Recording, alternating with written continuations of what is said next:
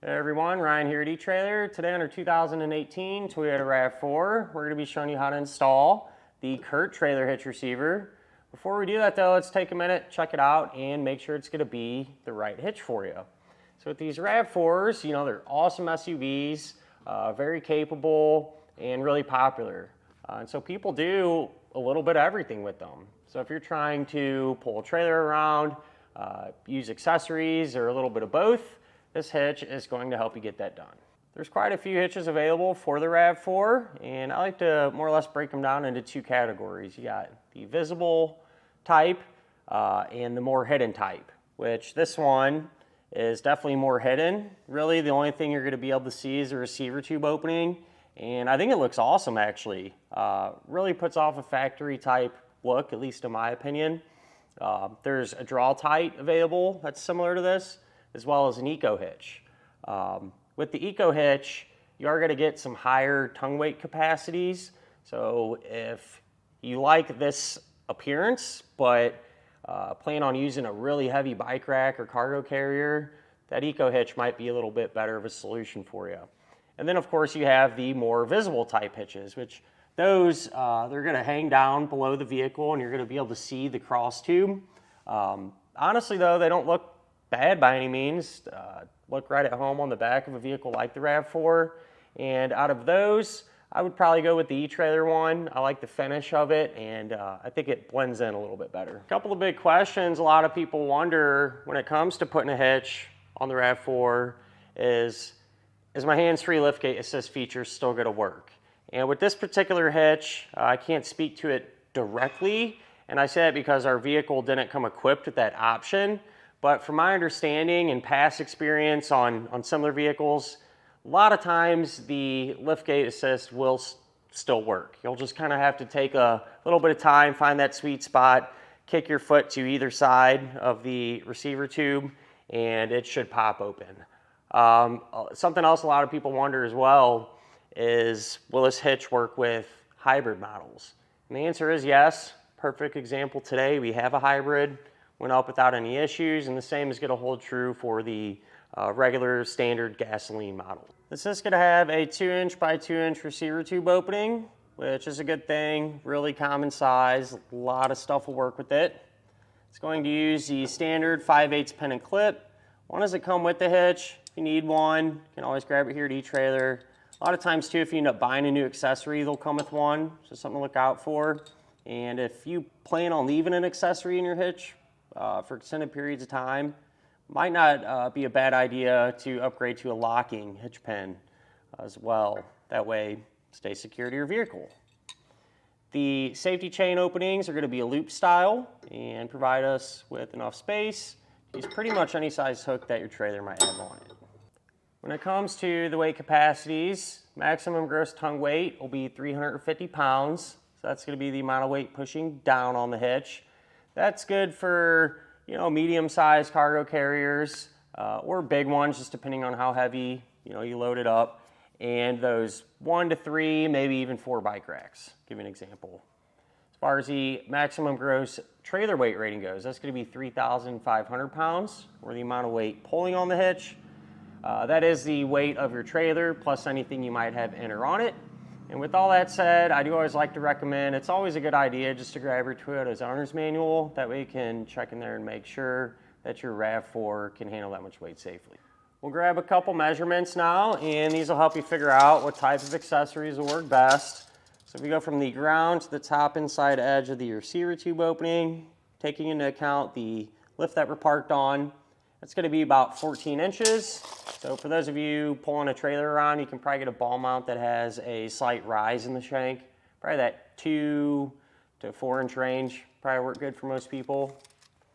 From the center of the hitch pin hole to the edge of the rear bumper, that's going to be about 3.5 inches, which is really good. So you shouldn't run into too many issues here, but if need be, you can use that to help figure out exactly if any of those folding style accessories you might have can be stored in that upright position without hitting the back of your RAV4. Ultimately, a great all-around hitch. It looks good, gives you good clearance, and will work with a little bit of everything.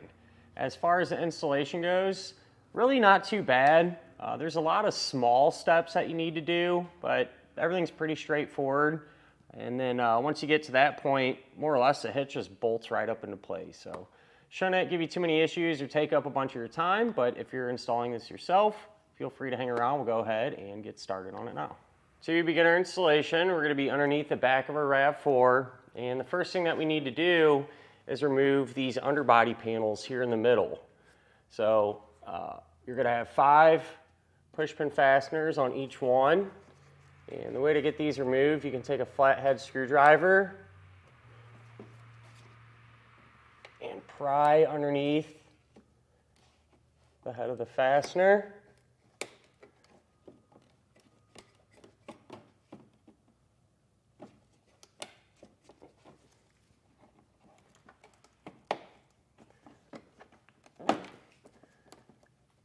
Once you kind of release the head there, you should be able to work the whole thing out.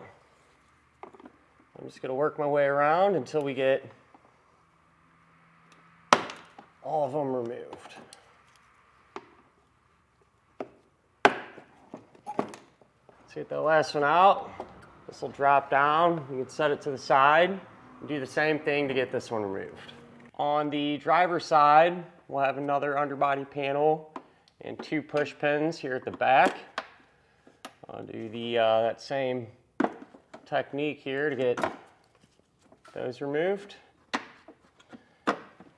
And then on this side of the panel in the front, we're going to have another fastener.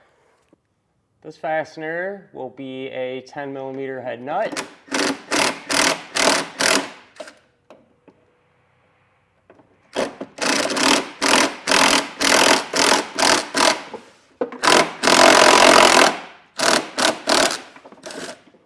We'll remove that and lower the panel down and out of her way.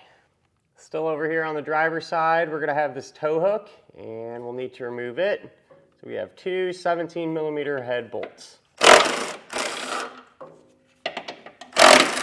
We need to lower our exhaust now to give us some room to work and allow us to get the hitch in place. Prior to doing that, I like to take a strap and just run it from side to side. That way the exhaust will have a little support and we can help control how fast and how far we let it come down. You're going to have 2 rubber isolator hangers holding the exhaust up that'll look just like this. And I like to spray them down with soapy water or some type of lubricant. Then you can just work the exhaust back and forth to help loosen it up. Then you can come back with a pry bar or even a big screwdriver and work one end of that hanger off from the exhaust system. Just by removing that one hanger, the system came down quite a bit, and I think we'll have sufficient room to work with. If need be, if we figure out later that we need a little more space, we can always come back and do the same thing on this one here to let it come down even further. We'll have this piece of metal coming off of the exhaust, and we're going to remove it. That way it's not in our way. So we have 2 12mm head bolts.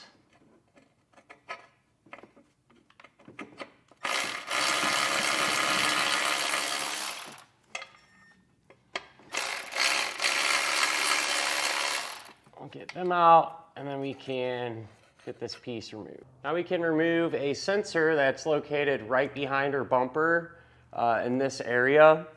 Depending on what your vehicle is equipped with, you might have an additional sensor. It might look a little bit different, just depending if you have that kick sensor, that hands-free liftgate assist.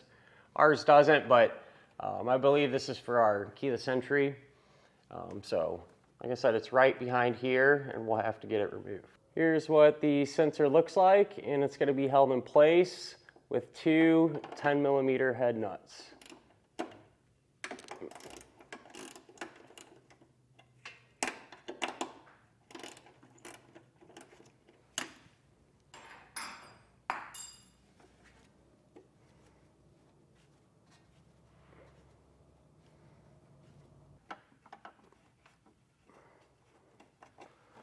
Once you get both of those off, and drop it down like that. We're gonna remove this bracket from the sensor, and on each end, you're just gonna have a Phillips head screw.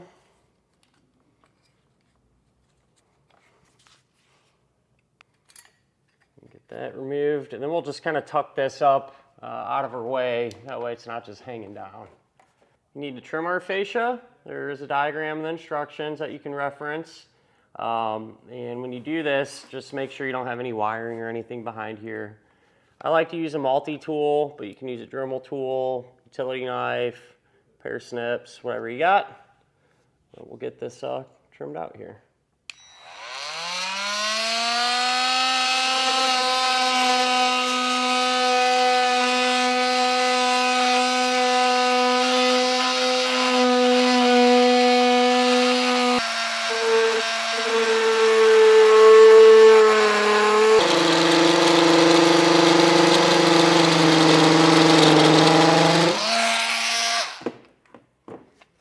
If you want to, you can always come back with a file or a utility knife and smooth out some of these rough edges. We can go over our attachment points that we're going to use to secure the hitch. Over here on the driver's side, on the bottom of our frame rail, we're going to have 3 weld nuts. And that's what we're going to use over here. I do suggest spraying some penetrating oil or something in there and cleaning out the threads. You can use a toothbrush like this. Just work it through all of them. And then not a bad idea to take your bolt and test it out. Make sure it actually threads in there easily. If these are really rusty and you're having a real hard time getting this going, you don't want to force it, because you'll probably strip it out. You might have to pick up a tool like this. This is called a tap, and the thread pitch is M12 by 1.25. All right, and so if you were to use this, you'd thread that in there and more or less just makes the threads like brand new again. That way you're able to get the hardware started. Speaking of the hardware combination, you're just gonna have a bolt and a conical tooth washer. This is gonna be the same combo for all the attachment points. You wanna make sure to put the washer on there to where the teeth are gonna face up towards the hitch. So we hold the hitch up, run this through, and thread the bolts in. As far as the passenger side goes, you're only going to have 2 attachment points. You'll be using this one closest towards the back and this one here closer towards the front. If you can have a friend give you a hand with this part, it makes it a lot easier. You're going to take the hitch, raise it into position, and you'll have to peel back your fascia a little bit because the hitch will sit up in behind there. You can line all the holes up, take the hardware combination that we talked about, and get them all started in tight.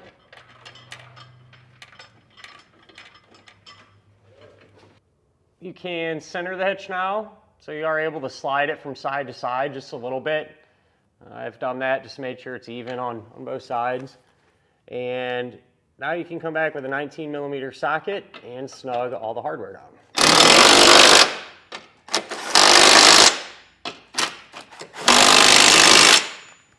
You want to come back with a torque wrench now and tighten down all the hardware to the amount specified in the instructions.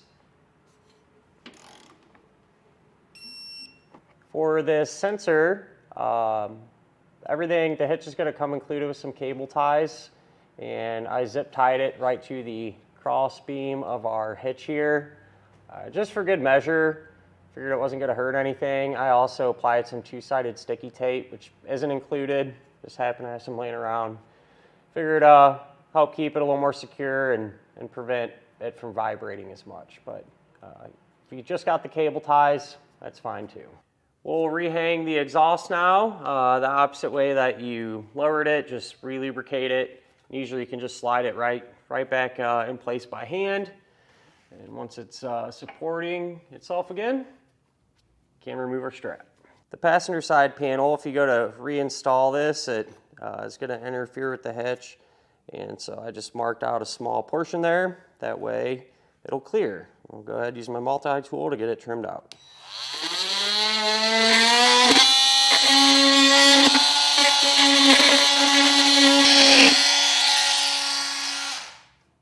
I tried to reinstall this panel and it was still hitting a little bit, the trailer hitch. So I cut that bit of material off as well, and everything clears now. I went ahead, reinstalled these two panels here. Once we got the one on the passenger side, got that material removed, went right back up. The one on the driver's side didn't have to cut or modify at all. However, this larger panel here, if you want to reinstall it, you are going to need to trim that out some. There's a diagram and instructions, you can follow that, and I just honestly kind of eyeball it too, using both as a reference. So I'll get this trimmed out here and show you what I come up with. Here's how I ended up getting our panel to fit. I cut out a little bit of material on this side all the way back, and then up in here just kind of notched out a square to allow it to clear that gusset there on our hitch, and from there just re-secured it the opposite way that I removed it. With that done, that'll finish up our look at in our installation of the CURT trailer hitch receiver on our 2018 Toyota RAV4.